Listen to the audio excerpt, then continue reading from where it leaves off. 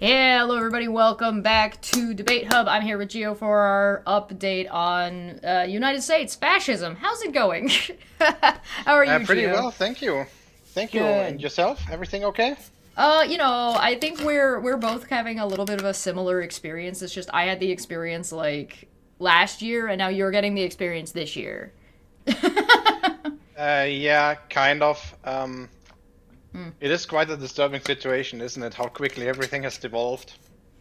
Yeah, I think we've said this last couple of times we've been here, but it's definitely moved faster than I think people expected it to. Like people knew things were gonna get like crazy and wacky and nonsense, but I think people were not expecting it to get crazy, wacky nonsense that quickly at that I kind of a actually did. rate. Oh, I did actually you? did.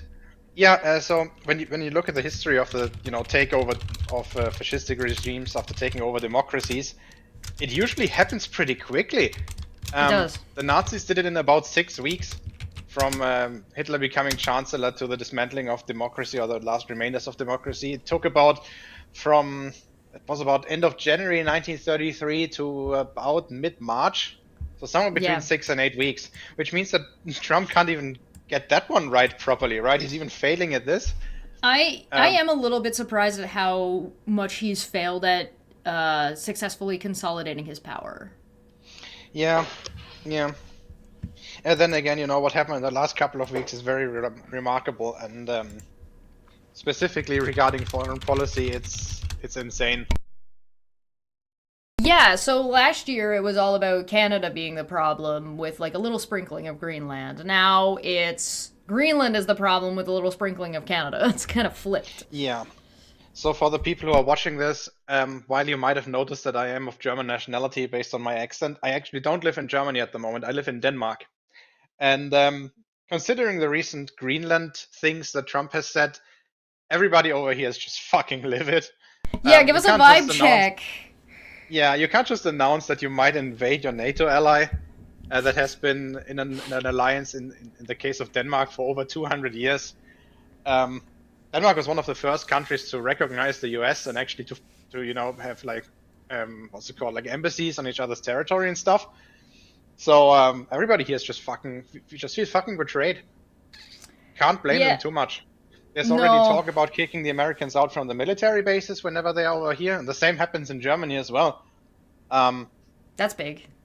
the US has, I think it's second biggest military base outside of the US in Germany. Yeah, fun That fact, there are no US military bases in Canada. Go Yeah, I wonder figure. why. I wonder why. It's also the other way around. There are no NATO bases really of other nations on US territory. No, there's like a bunch. So one of the things that's funny, I looked this up last year sometime because I was curious, and I was like, how many Canadians are like military members are operating and working in America, and how many, and vice versa. Well, it turns out there is no sure publicly available number for the number of Canadians, but we know exactly how many Americans are in Canada, and it's not that many. It's like I thought that was funny. Just Not on the amount surprising. of So, available information. so apparently in Germany, it's the biggest military bases are the ones that are clustered around Kaiserslautern. You might have heard of Ramstein Air Base before. Yes. There's about 10,000 American soldiers there, plus another 40,000 American civilians. Oh That wow. is, civil That's a lot. contractors, but also families of members of the military that just choose to live here. That just came Right. along with their Yeah, yeah. spouses, wherever. Yep. So yeah, imagine closing this. This is one of the bases that the US is using to do some serious power projection to the Middle East. Like refueling of fighter jets on the way down there, troop transports, equipment transport. But apparently they also have one of the biggest drone operation control centers in Oh. Ramstein. And they're also storing a couple of nukes over there. Oh good. So yeah, it would have some serious consequences if that or the other ones in Germany were closed.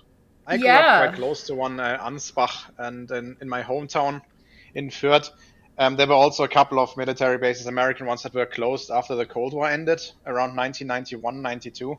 Mm-hmm. Half of the half of the southern district, I would say, of the city was an American military base, which has since been converted into a city park, and the old barracks were converted into these kind of loft apartment things. All looks like shit. It's just hipsters and old people living there. So people in Denmark are pissed. Presumably the people in Greenland are equally as pissed, if not more. I mean, the Greenlanders, they're not really pissed. They're just fucking frightened. Of course, they're pissed to a certain degree. But if you look at like interviews of people in Greenland giving interviews, they're just, scared that one morning they wake up and it has turned out that the US has taken over out of nowhere. It's very clear they don't want to be Americans. They want to be Greenlanders first. There's a big independence movement up there. But if independence is currently not possible, they'd rather stick with Denmark and with the EU. And fair. You can tell from their politicians, their prime minister, premier, Nielsen. What's his first name? Was it Jens? I don't recall. Sorry. He was very clear about this. That they would choose Denmark and the EU over the US. Can't fucking blame them. I mean, let's be honest. The offers that the US has made regarding paying the Greenlanders for their support, whatever the figure was, $10,000, $100,000, a million, it's just a fucking insult. The Americans don't get that people are not to be bought like this. Well, also, not most only... of the money would be gone after a year or two anyway. After like pay the American amounts. Doctors. If you've read any of the Project 2025 stuff, or even like the newer stuff that's coming out, which I'm looking at on my main channel, there'll be a video about that coming out on this channel later. They're not even, like, none of the amount of money that they offer for anything is even close to being remotely a reasonable amount for what you would expect. Like, they want to solve people having more children in their country by giving them $2,000 per child. And it's like, that's gonna solve anything and do anything. It's meaningless. Their sense of money is just so skewed in an unreasonable way that I just don't even grasp. And you were correct, it is Jens, but it's Jens Frederick Nilsson, and I'm probably not pronouncing that correctly, but I put a link to his Wikipedia page. That's close enough. Yeah. Thanks. Yeah, and also, the Danish Prime Minister Mette Frederiksen, she was also very clear about this. Well, even Canada. Anybody who pretends that, Denmark is gonna sell Greenland is just fucking wrong. Lost it. There's even Canada made a statement about this at the recent Global Economic Forum event thing that was going on. Our prime minister was like, well, this is going to be whatever Denmark and Greenland want to do. It's going to be up to Greenland and then also up to Denmark to make the decision, and we stand by our NATO allies. So it's basically Canada just being like, we'll fight you, America. We'll fight you, the United States. You can kind of see here in the population that the sympathy that everybody has for Americans is starting to disappear, because right now people think of Americans as, regarding the current administration, there's four subtypes, right? There's the actual bastards who want all of this. Then, there are the Democrats and the demonstrators who are actually doing something against it. Yeah. And then, there's this big majority of people who are just apathetic or, too cowardly to do anything. And then, obviously, there's category 4, which are the victims. But, let's just assume that that Trump tried to invade Greenland, like, with military force. He lands a couple of... he sends an aircraft carrier up there, lands a couple of helicopters in the capital, tries to capture the prime minister, whatever. That's the second that happens. There's only going to be 2 categories of Americans left. Well, 3, I guess. Which is, first of all, the bastards that want this. And then the second category, and that is the big majority of Americans, would be the people who are too cowardly to do anything against it, meaning they're complicit by apathy. Right? And then you have the couple of victims. So... at that point, you would have to assume that everybody is in the second category unless proven otherwise. Right. It's what's this called? There's a term for it. There's this term called "not all Germans." When people say that when the Nazis took over and caused World War II, it was not all the Germans who were to blame, which is technically true. But nobody had the luxury of figuring out who was who during the war. Yeah, that that's happened a privilege. Afterwards, right? That was what the denazification tribunals and trials were for. Yeah. And with the US, the same thing would happen. So, Yeah. so don't be surprised if we generalize a bit. But the second you threaten to invade our country, we're not gonna be bothered about internal political details anymore. I'm wondering if people in the United States, so if you're from the United States watching, or you have some friends, ask them and let me know what you think some of the answers are. Do you think that there's a majority or a large number of people in the United States that think that any trials that take place based on what Donald Trump and his administration are doing will only be reliant on U.S. the U.S. court system? I mean, what I would like to see, because let's be honest, Trump is gonna lose the midterms. That's the first thing that's gonna happen, right? And there's a very high scenario he's also gonna lose, or the Republicans are gonna lose the next presidential election. By that point, you're gonna have a Democratic president. Hopefully, right? If not, then we are completely other world of shit. But let's just not entertain that idea for now. Sure. All that president needs to do is recognize the ICC. And by that point, the ICC could indict Trump, which I would not be surprised happened. He's done enough shit in other countries which are so blatantly violating international law. Yeah. Venezuela, the entire Palestine thing. Yeah.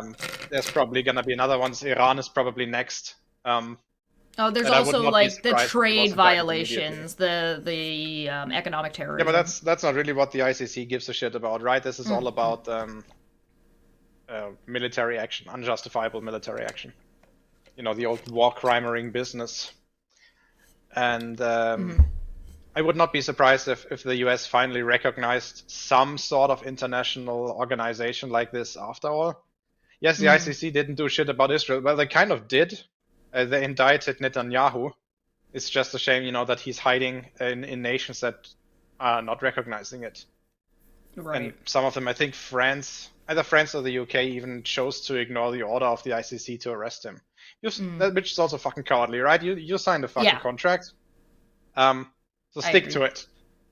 Even our chancellor back in the day, Olaf Scholz, he said that if Netanyahu was to travel to Germany for the Holocaust Memorial Days, he would not be arrested. Yeah, Canada threatened him too. Canada was like, you better not land here.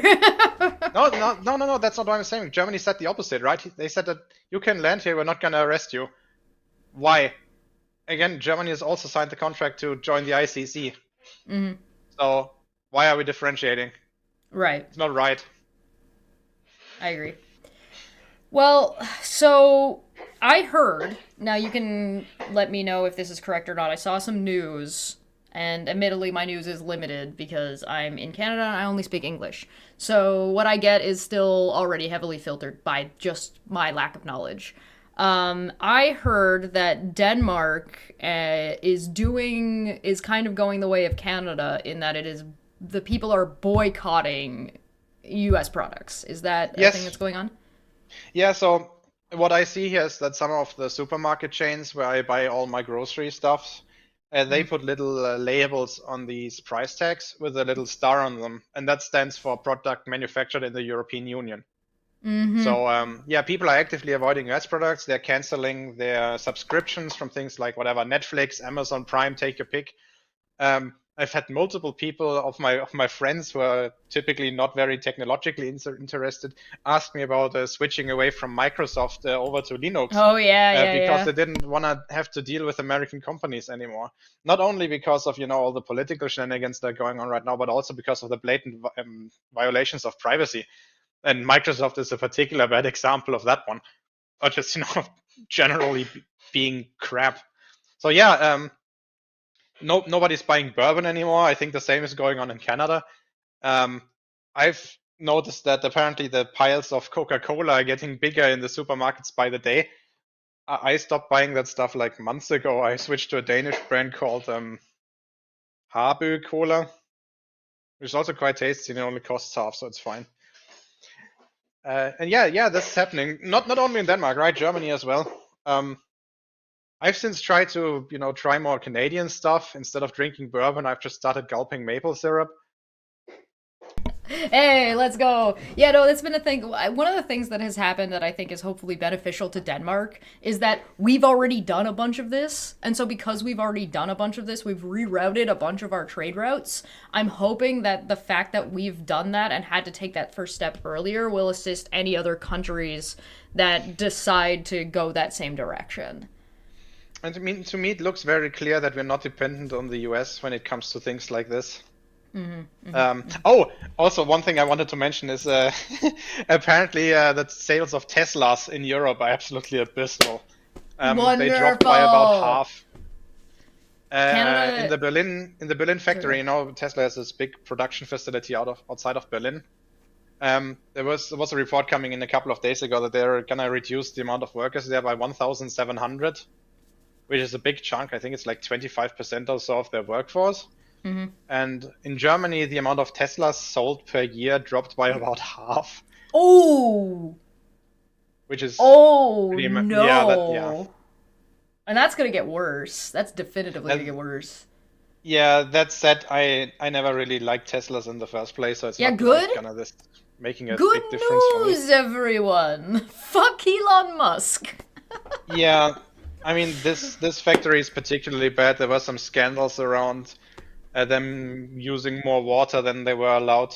The entire area around Berlin can, even though it's technically a swamp, it can get really dry in the summer and it's very prone to forest fires. So you really don't want to mess with the water level there. There were Yeah. reports, apparently the accident rate in the factory is very high, you know, with people losing fingers and shit, Yeah. because nobody really gives a shit about safety in a proper way. And reports of workers' rights violations, like, you know, when you have a doctor's note that you're sick, Yeah. um, you're you're not you're not forced by law to tell your employer what you have, right? What disease you have, or sickness, injury, whatever. Yep. So what happened was that a couple of HR people from Tesla showed up at sick people's doorsteps, Oh. which is an absolute no-go. Wow. So God, that's yeah, so creepy. I would with, freak yeah, out. it's very insane, and I kind of hope them to fail. For the same reason that, you know, Walmart failed in Germany a couple of years ago, because they just, first of all, they wouldn't understand the workers' culture. They just wouldn't understand how Germany worked, All right. and you know, they try to violate workers' rights, and they try Yep. to mess with the unions, which is something you just don't fucking do over here. Yeah, I kind of hope that with Canada moving culturally more in the direction of like the line between the differences between Canada and the United States have never been so stark in my lifetime. I don't think I have ever seen such a stark difference because we've always kind of focused on the things that we have in common.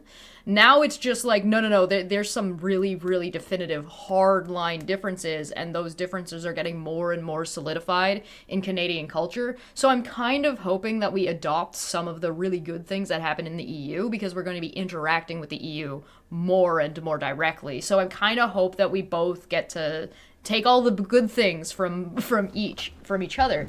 Canada right now is doing a deal with China, it looks like, and we might be letting Chinese EVs into the Canadian market, which is going to obliterate Tesla. Like Tesla was already not doing well here because of, you know, the whole Nazi thing. And so like having a solid alternative is going to seriously damage the United States because a lot of the other EV cars that are even available are United States brands. Yeah, and you're not even getting the good ones. It's such a shame. You know, I Yeah. really like VWs, which is kind of funny, you know, for me hating Tesla for being Nazi cars and then driving a Volkswagen, and the next one also being a Volkswagen. That's already planned. But the EVs that they build, for example, the US only gets the big SUVs, right? You get the ID.7, ID.4, and ID.5. The Yep. first is a big long limousine. The second and the third, those are both SUVs. But the ones that really sell over here are the smaller ones, right? Currently, it's the ID.3, which is about the size of a Golf. It's kind of a bit taller, Yeah, yeah. and you know, five seats, medium-sized hatchback, basically, just a bit taller, and that sells like hotcakes. There's a VW one, and there's a sister model by Cupra, which is basically the same car, just different branding. Right. And the one they're soon gonna bring out is gonna be called the ID.2 or ID Polo, which is gonna be even smaller. So that's small hatchback. But neither of these is available on the American continent. And over Yeah. here, the ID3 sells like hotcakes. They're everywhere. Yeah. Yeah, they're just fucking. Yeah, they're just literally of my neighbors, 3 of them have ID3s or the Cupra variation. If in I mean, Hopefully. Denmark has an insanely high EV market share. We crossed, I think, 80% last year. That is 1 month average. No, that's 12-month average, and I think 90% 1 month average. So basically, here everything new that sold is an EV with some minor exceptions. Germany is Uh, lagging behind quite a lot. We're currently at about 25%, I think. But yeah. you know, it's getting there. So what are your thoughts? What are your thoughts on the actual midterms? Because we touched on them, but then we kind of moved on relatively quickly. What do you Well, I mean, think? How do you think the midterms are going to go? but if you look at all the polling, it looks as if the Republicans are going to get absolutely shredded. So I think the Democrats are going to win quite a lot of seats. How many is hard to say. I don't think they're going to get some of the supermajorities that in theory would be possible. That's not going to happen. So I think it's probably going to be enough to completely block Trump in the second half of his term. But it's not going to be enough to do anything like, the impeachment trial and getting him kicked out of office. That I don't see happening. Right. Do you think that it's going to be relatively a smooth experience for the voters or no? I'm kind of No, expecting it's God going to no. be pretty rocky. Yeah, so obviously, voting in the US has always been a bit of a clusterfuck. The fact that you need to register manually is already bad enough. Right. But then how rare rare the polling stations are. We need to wait in line for several hours in many cases. I literally never had to wait a single second in a queue waiting to vote. The way in Germany this works is about a month before the election, you get sent your election documents, and that contains here's a description to the location where you need to go. Typically, it's a school that this is done. Yeah. Here's what you need to do in case you want to do the vote by mail thing. Here's what you need to do in case you have some sort of special needs. If you need an accessible voting booth or something like this. If you're a wheelchair user. Yeah. In that case, you're supposed to send a letter back where you can cross out several options as what you wanna do, and then either they send you the mail by vote by mail thing, and or they send you a new voting letter where you can go where they re-registered you to an accessible location. Right. And then on the voting day, on the election day, you just take this thing with you, and you show it to the people. They cross out your name, you get your ballot, you go into the voting booth. All of this is done manually, right? No Yeah, Canada does it vote counting thing, no digital basically voting the machines, same none of way. that. Yeah. And there's so much capacity, you never have to wait a single second. At least I've never observed it, and I grew up in a city of 100,000 people. Yeah, the most I've seen when it comes to like waiting in line was sometimes at lunch it gets a little busy and you gotta wait like 5 minutes. The feline in the chat is pointing out that they might see both intimidation at voting polls or at voting booths or voting stations or whatever they're going to be called there, or potentially ICE arresting people while they're in line. Could be. I would not be surprised if I see any reports of this. Not at all. I mean, there were reports already that apparently giving people water bottles when they're waiting in the sun in the queues is already illegal, which is Yeah. fucking insane. Yeah. So yeah, ICE is getting worse by the day if you look what they're doing. Speaking of, we should bring that up because Terrible. that's something you wanted to talk about. Both Yeah, ICE and the reporting situation and the media in general. Yeah, so let's start with ICE. People in the media often compare them to the Gestapo, which was Nazi Germany's secret police. But I don't really think that that's justified, because Right. it's actually worse. ICE is more like the SA, Sturmabteilung, assault squadron, I would translate it as, which was, this paramilitary force that the Nazis used in their early days, up to around 1934, which was used to basically roughen up all of their enemies, be it at demonstrations, and then later used by the state. The best comparison that I can think of, the Gestapo would make you disappear and nobody would notice, whereas Right. the SA would just fucking murder you in the street. Right. And with And that's ICE, what I we're see a seeing lot ICE more. doing. Yeah, Yeah. there's a lot more similarity there. I That said, the SA was kind of dismantled in 1934, or was it five? It was either 4 or 5, because Hitler feared that they were getting too powerful. So he had the head of the head of the institution executed, and basically the function or the responsibilities of the SA reduced to almost nothing, just a kind of symbolic kind of affair afterwards. So I would not be surprised if something similar happened. The reason why the Nazis also did this was because they wanted the kind of outward look internationally to be a bit less violent. right. That said, the Gestapo was worse also in some ways. They did a lot of torture. The SA, they would just outright murder you. The Gestapo, they would also do like the military interrogations for captured soldiers, that kind of thing. So think of them more as an evil version of the CIA. They're the evil But, CIA. They have internalized. twirly mustaches and goatees. I think it's really scary. I don't know. I struggle to understand. Like, something I should point out is that it's not a coincidence that that ICE are both in Minnesota and also being so aggressive in Minnesota. They kind of tried to do this in California, but California is kind of a little bit too powerful, whereas Minnesota does not have the same kind of like economic sway even as California does. And keep in mind that Tim Walz is the governor of California who was running for vice president with Kamala Harris. So like there seems Steve Walz is not to the governor of California. He's the governor of Minnesota. Oh, Minnesota. What am I? Yeah. What am I getting wrong? I'm getting it backwards here. You said California. Who? No. Oh, sorry. Yeah. No, he's not the governor of California. Sorry. Gavin Newsom is the governor of California. Sorry, I misspoke there. Tim Walz is the governor of the state that ICE is killing people in right now. So I just want to address something in the side chat. An intrigued freelance said that you don't actually know yet if they're doing actual torture, but there seems to be some indication. And yes, there seems to be some indication. Horror stories coming out. A lot of people dying in ICE custody. What's the current figure? Is it like 40? 40 confirmed deaths in ICE custody so far. Some of them were found during the autopsy to have torture marks. Severe beatings. Well, all of the Canadians that have been grabbed by ICE have reported that they're being abused for sure. As for the number, according to the Guardian from January 4th, 2026 article, the number of deaths is 32. That matched the previous record set in 2004. Death occurred as the Trump administration ramped up its immigration operations, detaining a record number of people. In December, the agency was holding 68,440 people in detention in mid-December. Nearly 75% of them had no criminal convictions. December was also the deadliest month in ICE custody, and 7 people died.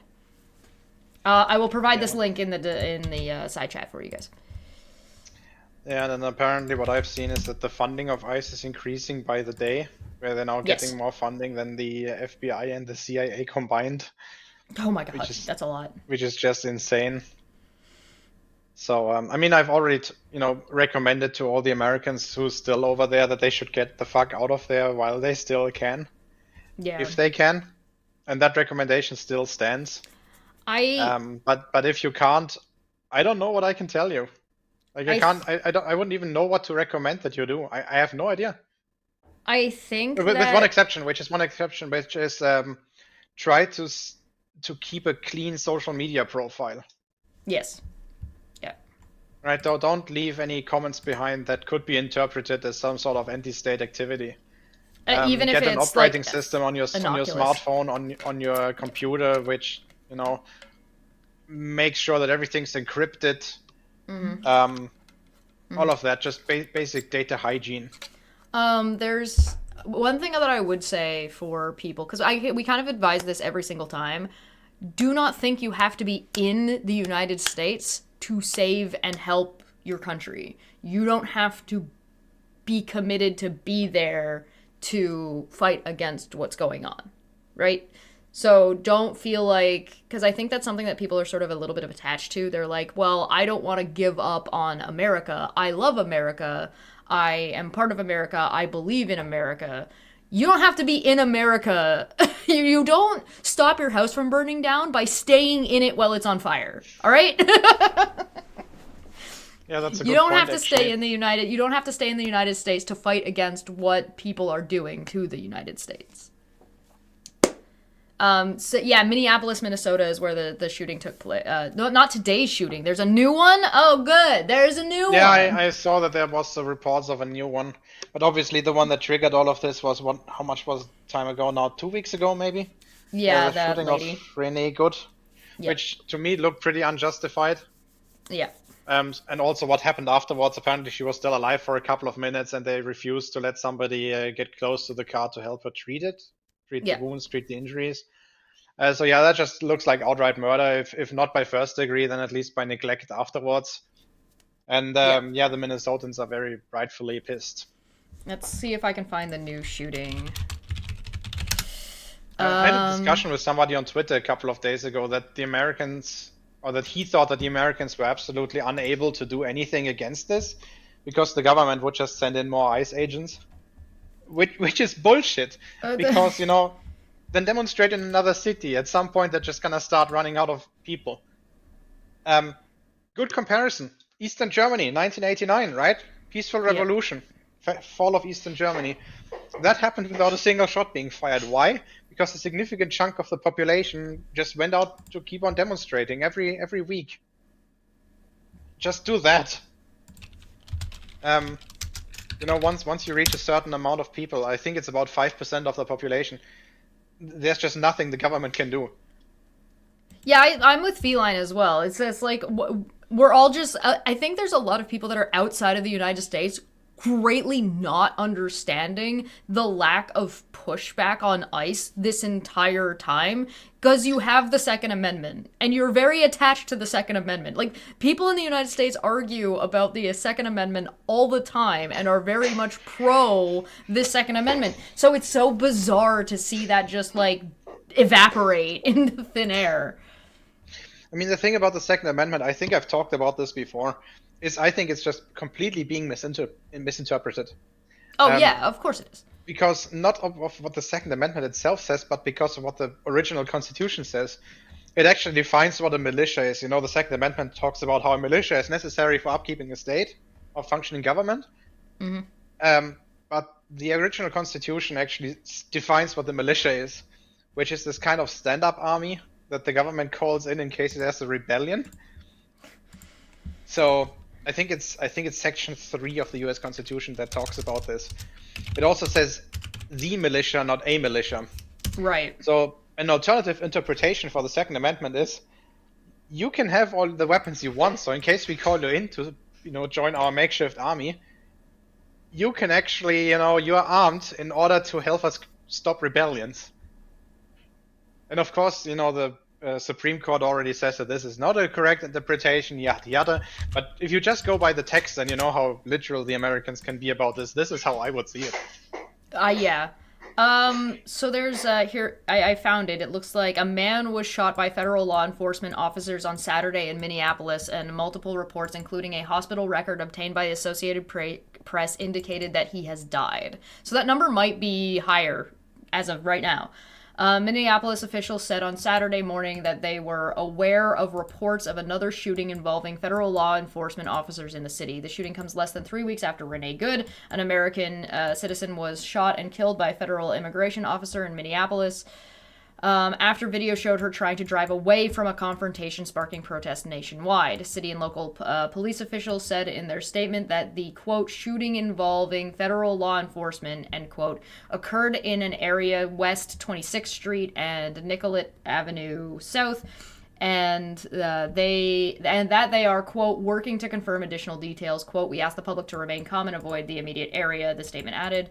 A government source directly briefed on the situation provided The Guardian with a photo of a handgun next to a loaded magazine. Quote, suspect had a firearm with 2 magazines, the source said. Quote, situation evolving.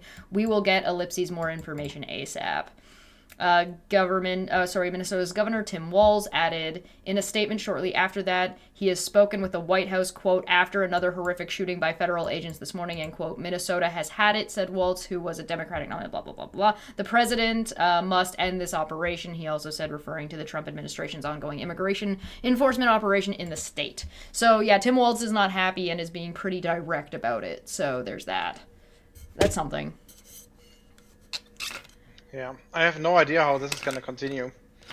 I mean, there is the possibility that this might escalate and jump over to other cities and later other states. I think that's the intention. I think that's what ICE wants. It seems like, yeah, it seems like Trump is trying to, poke them until somebody snaps and something happens. Whether that's the murder of an ICE agent or the murder of a police officer, or like some kind of bombing attack or something like that. Yeah, exactly. And then obviously he can use that to call in this insurrection act and send the military in. Yeah. Which, there's a good reason why the current German constitution says that you can't use the military on German soil, with the exception of disaster relief. And I think the US is currently learning a very hard lesson as to why it's a good idea to have a paragraph in your constitution like this. I said it before, I don't like the American constitution. It's so out of date. It feels like a fragmented old Windows installation. It's just terrible. And it has two major loopholes. First of all, that the head of state and the head of government is the same person. That's a bad mistake. And the second of all is that all the basic rights are not really guaranteed in the same way they are in other constitutions. In the German one, they are immutable. In the US Constitution, you have them in an amendment, but in theory, that can be overwritten by another amendment. Right. Not in the German Constitution. The first 20 articles are considered to be untouchable. If you were to write a law, or even a piece of constitutional law, like a new amendment for the German Constitution, which also happens, that overrode these, that would not be valid. I honestly, I think if the US were intelligent, they would just get a new constitution. It's not like, this is a super hard thing. Other countries have done so multiple times. Just look like France. They get a new one every, 50 years or so? Yeah, that's the reason why they're called the Fifth Republic. Denmark also updates theirs every now and then. Germany also updates theirs every couple of years. The last time was about gender equality in the military service a couple of years ago. Yeah. Don't quote me on this one, whether that was the newest change. I don't remember. There might have been one since. Mikey in the chat is saying that they're going to aim for Maine and Philadelphia next, and good luck in Philly. Yeah, I don't know. Part of me wonders is if there's also like a territorial reason, like a geographic reason, that they're hitting the northern states that are bordering Canada really hard. Because there are democratic states that are more south, like, again, California, we talked about, and more purple ones, like Arizona almost flipped in the last election. So I wonder if that's intentional. If they want to use this to modify the election outcome for the midterms, obviously they would go for the purplest ones, right? The ones that slightly lean Democrat, but which might flip over.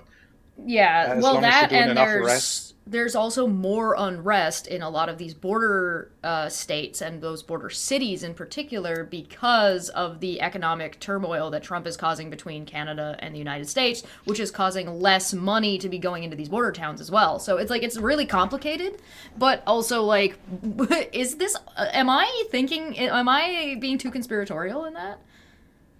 No, I don't think you are. Because, every time we thought Trump wouldn't do X, he did exactly that thing. Right. So don't be surprised if he pulls an idiot stunt like this. I also was very surprised a couple of days ago when he said he wouldn't use force to attack Greenland. Mm-hmm. I don't know how much I can believe this, because let's be honest, he flies back home and then he's gonna have a good night's sleep, and by the next morning he's already forgotten about where he was yesterday. Yeah, there was I just saw a post of Donald Trump speaking, and it's like, 8 weeks ago, he said, hey, if Canada can make a deal with China, they should absolutely do it. And then, like, yesterday, if Canada makes a deal with China, 100% tariff. What the fuck does that even mean? I had this very hilarious idea a couple of days ago, and it would be absolutely idiotic to do it, and would be probably also pretty fucking funny. So in order to give Trump a heart attack, all that Denmark would have to do is lease Greenland to China for 20 years. The same way that China leased Hong Kong to the UK for a century. That would Imagine be if that happened. Oh my god, I don't even know.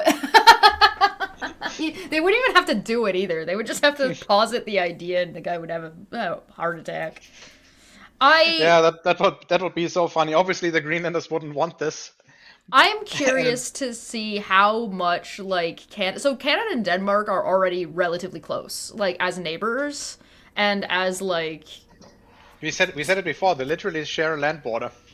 They share a land, yeah, Denmark and Canada share a land border, but we also have, like, a lot of history and a lot of, like, back and forth with each other, and probably a better friendship than I think most people realize, as like, also overall. Sitting, you know, being north of the meth lab of the continent. Yeah, US right? and Germany being constantly being in a threat of being overrun by the southern neighbors. I'm kind of Pretty wondering sure in the if... case of Denmark, in Yeah. the case of Canada, it would take longer than 6 hours, though. Yeah. I wonder if there's gonna be, like, an underground railroad for, like, the US citizens that are going into Canada, through into Greenland, out into Denmark, and out into the rest of the world. I don't know, man. I don't know what's gonna happen. And it's like, I don't want to be doomer about it, right? I don't want to be like, oh no, we're doomed, there's nothing we can do about it. Don't, like, because then you give up and then you're not gonna be effective, right? And I mean, that's the part best of the... way to deal with this is basically what we're already doing, right? Which is boycott everything American. I'm not in favor of having counter tariffs, because that just ends up, you know, damaging our own citizens. It's better for them if, you know, they decide by themselves that they don't need and they don't want anything American. That's the better outcome. I would And point then, you know, out... either in the long term, Sorry. the US would just slowly but steadily disappear from the world stage. And then Yeah. at this point, this is not a bad idea. My pension fund that I'm a part of, Academica Pension here in Denmark, just dumped $100 million worth of US Treasury bonds. Yeah, Days that's ago. They happening. were the first to do so. Yeah, that there's a bunch of U.S. So there's, like, countries are pulling their money out. Japan, pulling their money out of the gold reserves in the United States and all those bonds and things. So, and, like, there's a bunch, like, the United States owes a lot of money to China, Canada, there's another one. I can't remember who it is. Then you've got, even besides this, besides the fact that Donald Trump is driving the American dollar into the ground and is going to make America probably one of the poorest countries on the planet before he's out of office, if he's going to have his way, because I guess he likes bankrupting things for the funsies. I will say that from my perspective, because we've kind of done this already in Canada, the counter tariffs and the boycotting seems to have worked really well, but the counter tariffs need to be done in the right way. So, like, you sort of need to make sure that your companies and your industry and your infrastructure already has alternatives, so that way, so your supply lines are already set, so the tariffs don't affect your citizenry as much as it would otherwise. So it's mostly just the U.S. punching itself in the face. Yeah, it's kind of funny. I mean, it's kind of funny, but also, like, man, I don't know what the U.S. citizens are supposed to do besides revolt. I don't know what to tell you guys, because Yeah, I mean, you talked I about said this before, earlier. you know, option one is run away while you still can. Option 2 is duck in cover until the dust settles. Option 3 is revolt.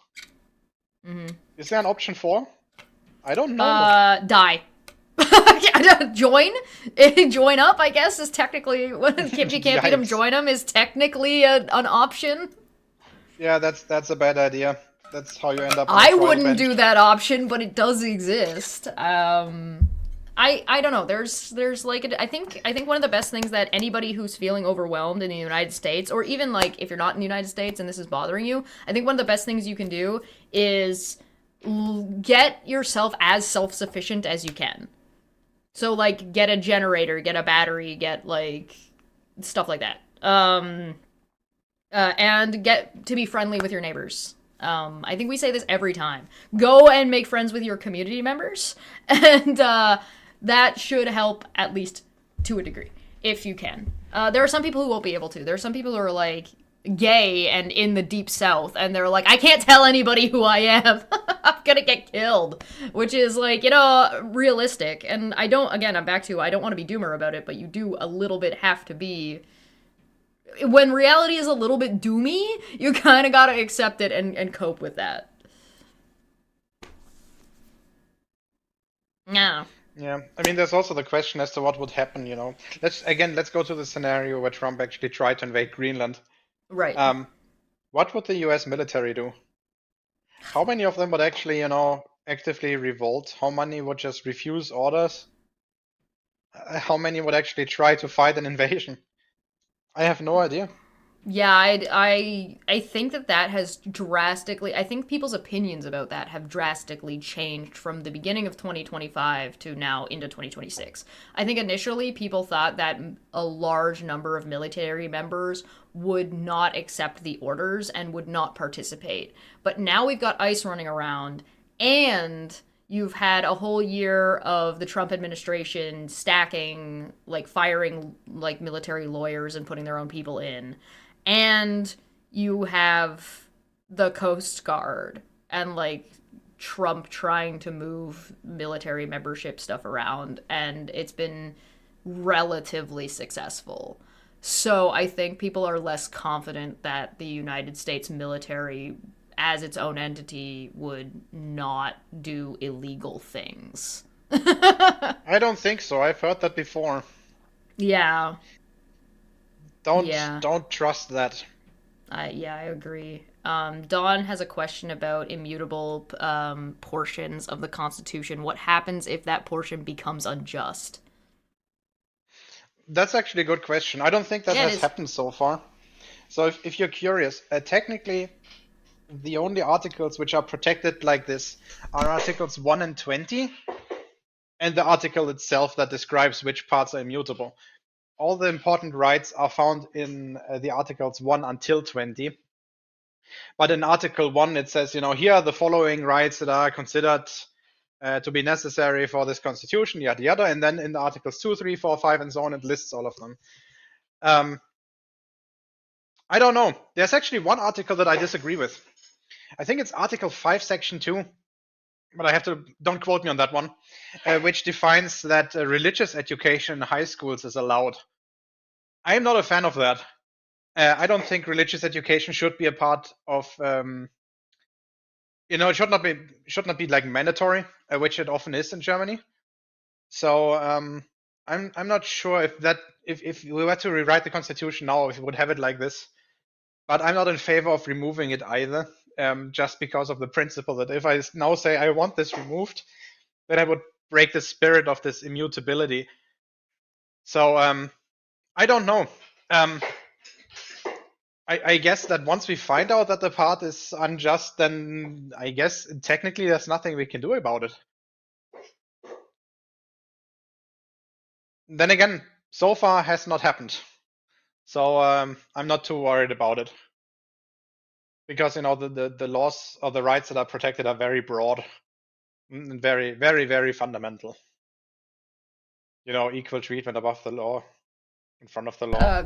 God's Auditor is bringing up something that I think we should point out real quick, is that the difference, they're talking about Venezuela a little bit and how it didn't really get much pushback. And I think that is very interesting to talk about the difference between the response to Trump talking about invading Greenland versus the response to Trump actively kidnapping the leader of Venezuela.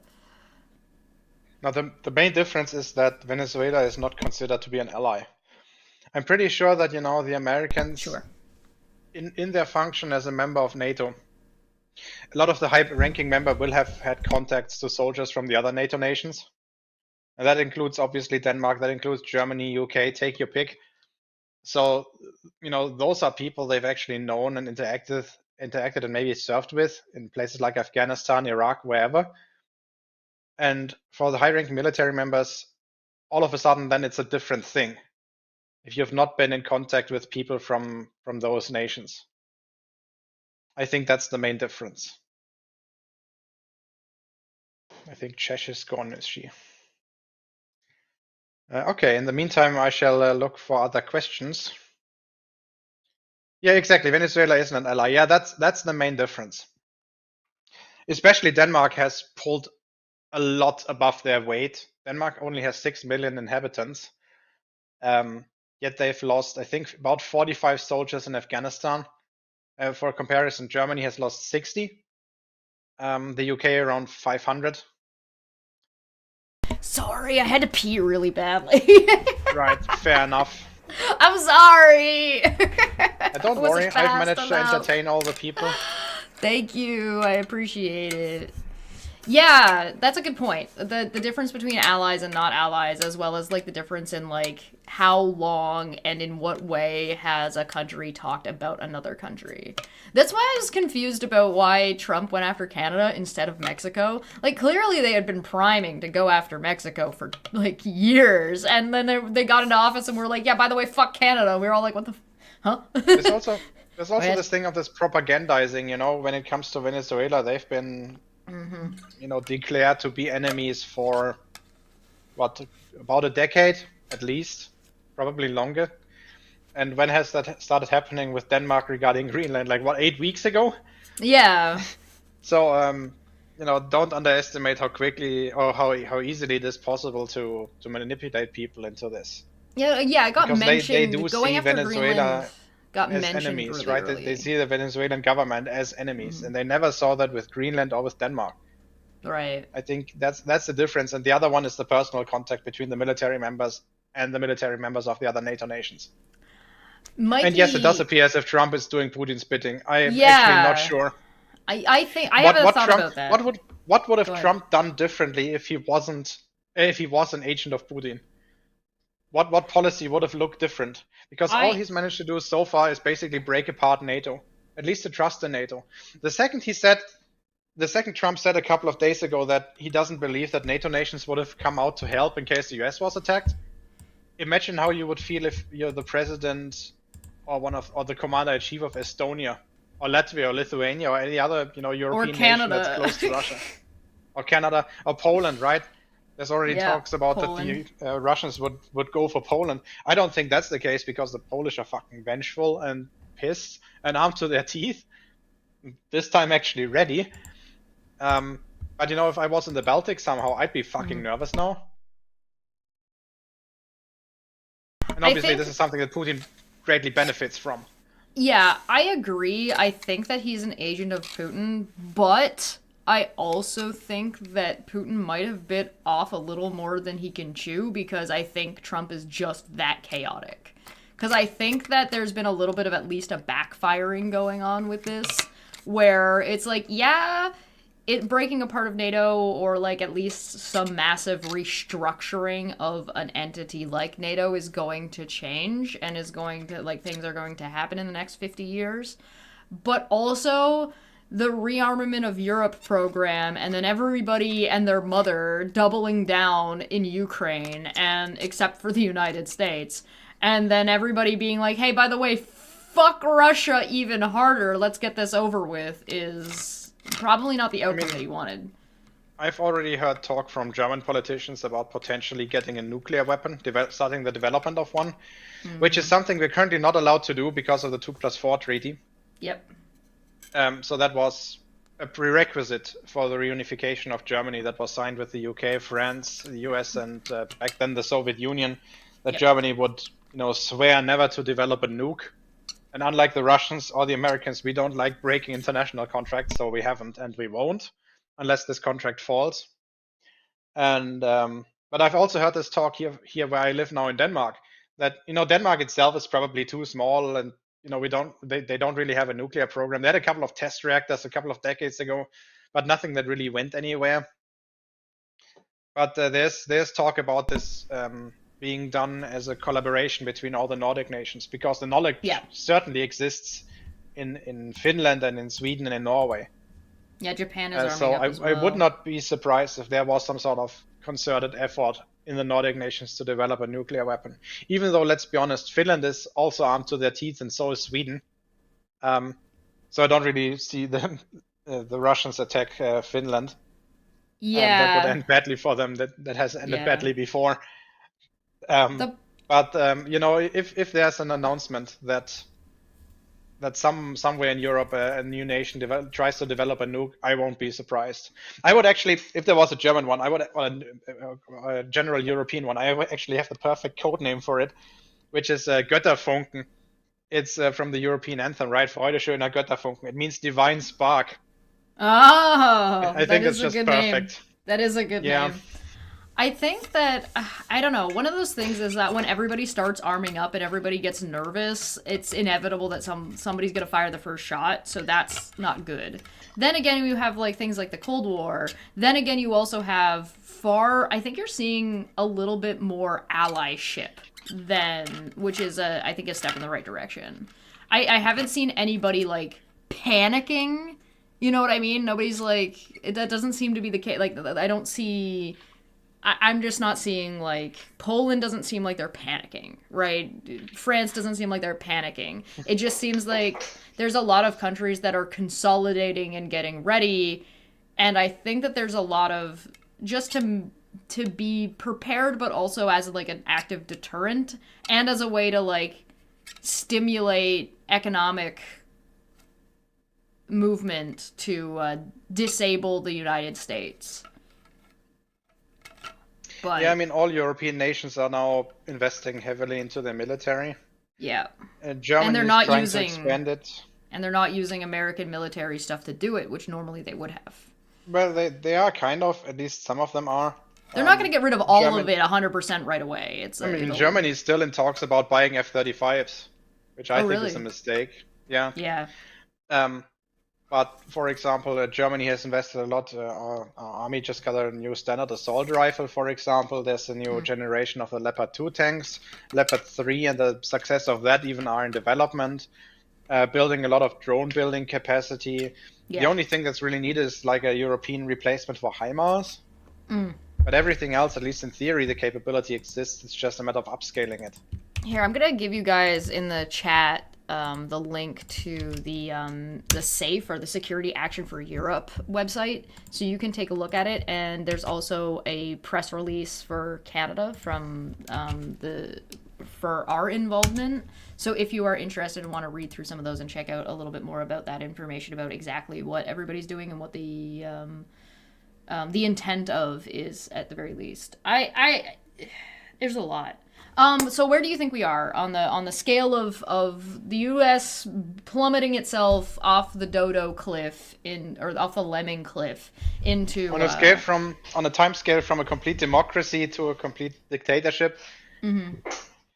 6 out of 10. 6 out of 10. Maybe 7. And that's in 1 year. Yeah, I'm very curious to see as to how it's gonna look like after the midterms. Yeah, I think the midterms, I think everybody's kind of holding their breath for the midterms to see what's going to happen. So we're probably going to have to come back again for another one of these after. I mean, it's 8 months. No, how much is it? It's in November, right? So it's 10 months to go. November, September, yeah. Yeah. September, not November. Doesn't matter. I'm saying either or. I don't recall. Yeah. Let me look. Let's say 3/4 of a year to go, right? Yeah. Who knows what's going to happen in the meantime? Trump, November, he might go completely bonkers. He might attack Iran. Who knows? Yeah, that could go that direction too. There's the thing is like you kind of can't put anything past Donald Trump. So like, and it doesn't matter whether or not it's legal. So it's like exactly, that's the point, right? Yeah, no matter what the Supreme Court says, right? Even if they were to intervene, which so far they've never really done unless their own power was threatened. Yeah. I think Trump would just ignore everything. There's also the other question about if the American people, like the people who live in the United States, choose to do a midterm, or if by that point they're all at each other's throats. That I can't predict. That is, I think, going to definitively you could have a flashpoint turning point for something like that, and it comes to like somebody does something like bombs some kind of ICE agency thing, or there's some kind of like major like civil attack against the federal agents. I mean, there have already been attacks, politically motivated attacks before. Yes. The Kirk assassination is one example, which was really fucking ugly. I Um, no, was that one ever confirmed to be a politically like a political assassination, or was it as far only as I ever just a? understood it, yes. See, I didn't find that. I only found it was a shooting.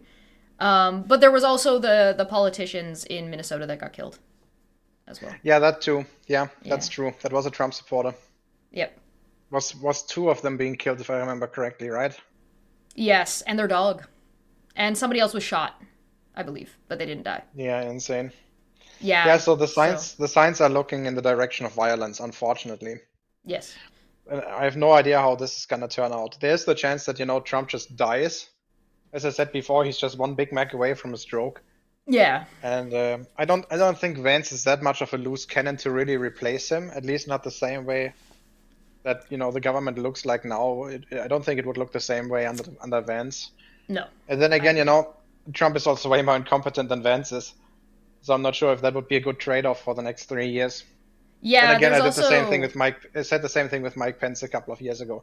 but that can also get really violent as well, right? So we've talked about this with with Chris Shelton on this channel. We talked about like the political cult that's kind of going on with MAGA, and like that cult of personality. And so like with no Donald Trump, MAGA is already fracturing. Like there's already factions within like this MAGA sphere, right? So you've got like your Nick Fuentes, and you've got like your Donald Trump specifically, That but then you have that like piece of shit. When he said yeah, this "your body, my choice" thing, that was ugh, one of the most disgusting things I've ever heard by a long shot. yeah, it was pretty I mean, they horrific. all have this fucking rapist mentality, right? Fuentes Yes. is an example, but Trump as well. The Yep. second we said that, hey, we're gonna do that with Denmark, we're gonna do or Greenland, we're gonna do this the easy way or the hard way, whether you want it or not, I'm forcing myself onto you. That is the Yep. mentality of a rapist. A Danish member of parliament recently said the same thing in I think it was CNN interview. That Mm. these people behave as if they're rapists. Yes. In some senses literally, And a but lot in of them some senses are figuratively. also, yeah, both. Why not both? Yeah. But what you have, because you have these factions within MAGA, you're going to see if you remove Donald Trump from the equation, he's the kind of the personality that holds all of that together. So without him, the factions start fighting each other. So you might Yeah. still, and there's a power vacuum. So you might still see violence in response, but the violence will look different. It will be less about the It's people versus the upper class or the federal agencies, and it will be more about MAGA groups within MAGA infighting each other. Yeah, there's two reasons for this. First of all, it's the vacuum of power and the struggle for power, but it's also a problem with the philosophy of them, right? Because fascists need an Yes. enemy. They Yep. always need an enemy, otherwise their entire state can't work. Right. And once you get rid of the communists in the Nazi time, they would find somebody else, the Jews, whoever. They When take they somebody came who they don't for like, full Palm. stop. Yeah. And in the case where there's a power vacuum and you have multiple fascist groups, it doesn't matter that they're all fascists, right? They're gonna go at each other's throats immediately, whether there's a power vacuum or not. Let's just assume Trump stays in power and the Americans go full fascist dictatorship. At some point, let's just say they go full on totalitarian, right? As bad as you can think it is. At some point, they will have to start cannibalizing itself because there's no more enemies left. So they're gonna Right. make new ones, and the result is an inevitable collapse. You can't keep this. You can't keep on going on with this forever. Yeah. And I kind of see the first signs of this already, right? Because Yeah. it looks like the right in the US is pretty fractured. I mean, It the is. left is Yeah. also fractured, right? But that's just the nature of the left sometimes. It's a herd of cats. Yeah. But the right, they're so inflexible and immune to reasoning that there's no way in which they can unite. I don't really see that ever happening. So I would not be surprised if the entire thing just collapsed in on itself once Trump is gone. And by gone, I mean, either he's removed from power and exiled or, sentenced to prison or whatever it might be, or he just drops I dead. would Who adore knows? Trump to be in behind bars. I would adore Trump to have to sit through court. I think you agree with me on that one. It's the best thing for history, right? You want these people to be forced to reflect on their own actions on a public stage. Yeah. But let's just say I'd settle for an obituary. Yeah, it's one of those things. It's one of those things because realistically, what happens if, say, somebody assassinates Donald Trump? Well, then he somewhat turns into a martyr. We have the same conversation that we tried to have, quote unquote, or is forced down everybody's throat when Charlie Kirk dies, and or people are able to rally around it one way or another, or both. Realistically, is what ends up happening, and then everything turns into a giant fucking shit show. Yeah, but then again, if they go full fascist, Yeah. you can't really, negotiate with them. You can't really treat them Yeah. in a civilized way.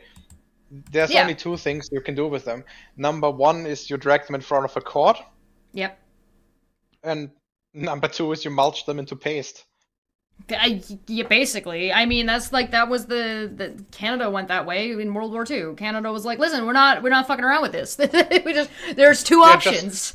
Justifiably so. A couple of days ago, I had a very nasty conversation with Nick Suda from In Time, which ended with him kicking me from his Discord server.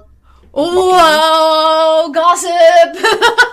Because I said basically the same thing we discussed earlier, right? In case the Americans attack Denmark, from an outside perspective, there's only gonna be people who want this and people who are too apathetic and cowardly to do anything against it, right?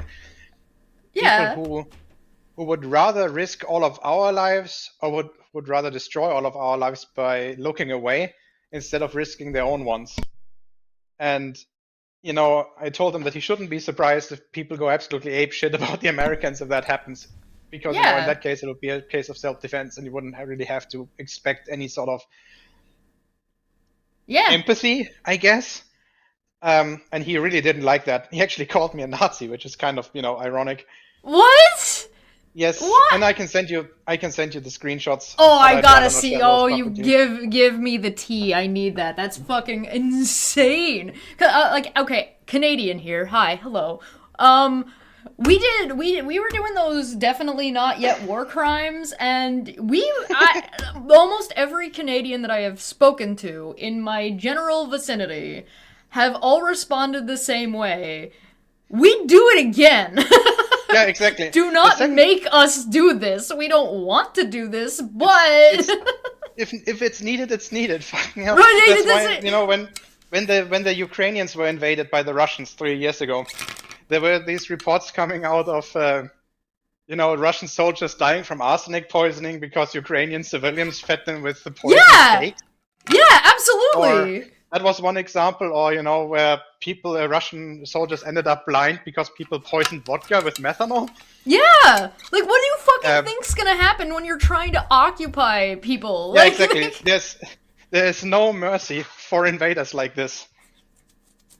Yeah, and Tom points out Canadians go nuts in war. Yeah, we're a little bit cracked. We're a little bit crazy. The exact phrasing that caused the fight between me and Nick was me saying the following thing: in case the Americans invade Greenland, we might have to start hunting Americans for sport.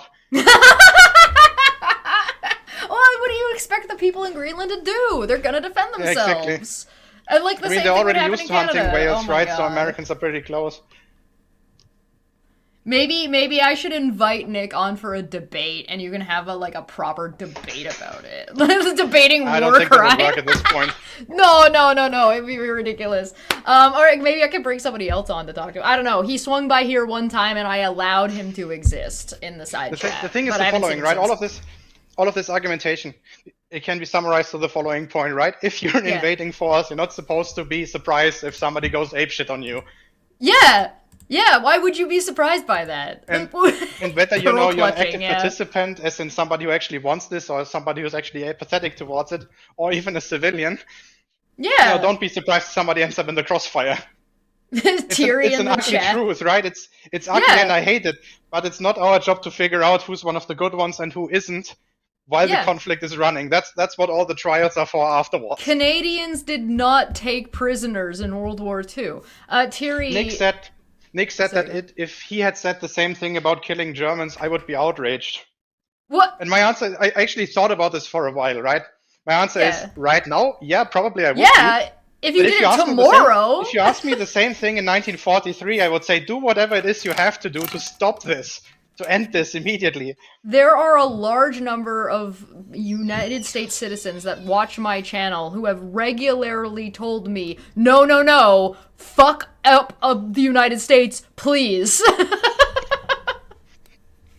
What we're doing is not acceptable. Thierry in the chat said America invades Canada. Go get the checklist. Yeah.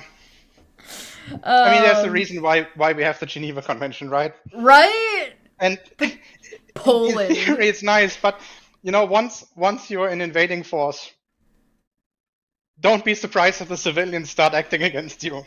Right? Right? Like, what are you talking And about? I don't. Yeah. What a point to end on. We should get out of here because we've been live for over an hour. But oh my god! So I'm gonna, if you send me those screenshots and you're willing, I will. I can pass send them off to you right now as long as you don't share them. Oh, I was gonna say, can I put them in my Discord? No. Yeah, please don't, because so far I consider them private. All right, I won't. Hang on a minute, I just gotta copy everything over. Oh yeah, I had a take chat your with time. another online friend of mine, Escalon. He's from Scotland. That name sounds familiar. Talking about the same subject, and he also said that Nick was wrong on this. Well, you know. All right. Thank you so much for joining us, everybody. We'll take this minute to get out of here. If you have any thoughts, questions, concerns, stuff you want to talk about, or if you want to come onto the show and have a conversation with me or, you know, whoever else is around, we will be live again. We're live basically here almost every Saturday. So if you're looking for us, we're either live Saturday in the afternoon or we're live Saturday in the evening. So next Saturday is going to be the debate pub where Landon, Dapper, and Manya will join me, where we drink, and not always alcohol. You don't have to have alcohol. And we hang out and talk about geopolitics and news around the world. So come and join us for that. Geo, what are you up to? There's one more thing I would like to address in the side chat. From A Windy 94, as an American, please kick our ass. I don't think that's necessary yet, right? In my own country, in Germany, you know, there was a peaceful revolution on the eastern half in 1989. And I think something similar is still possible in the US. Yeah. Because once, you know, demonstrations, peaceful demonstrations reach a certain size, and that seems to be about 5% of the population, as I said before, there's nothing that the army could do, there's nothing that the government can do. This is just gonna end them. So you have the option to do this. Don't think that you're powerless. Because, you know, peaceful revolutions like this happen every now and then. Yeah. And but still, don't expect that the relationship that the US currently has with Europe, or with Canada, or Australia, New Zealand, whatever, globally, yeah, can be restored to the way it was, let's say, 25 years ago. No, right? 90s, where everything was handy dandy. And then, you know, 9/11 happened and everybody helped out. And a lot of Europeans returned in coffins. Yep. Don't expect that we're gonna forgive those comments of your commander-in-chief. Yeah.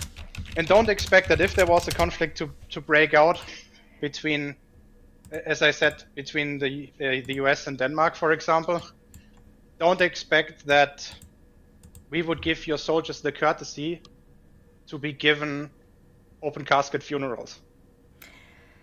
Yeah, there's something to be said about the empathy that the United States and like the positive points the United States has earned over the years have been running out quite quickly, and it's only like the worse the United States behaves over a longer period of time, the less everyone else is going to care about your citizens. Because at some point you didn't do anything to stop it, and now you're knocking on our door, and that's a bit of a problem. So we'll see. Hopefully it doesn't go that direction. Hopefully we'll end up in a far better place by next year. But hey, that's the beginning of 2026, and I guess we'll see where it goes, and we'll come back when the next major thing happens, probably, right? Okay. Bye. Say goodbye, Gio. Bye. Have a nice evening.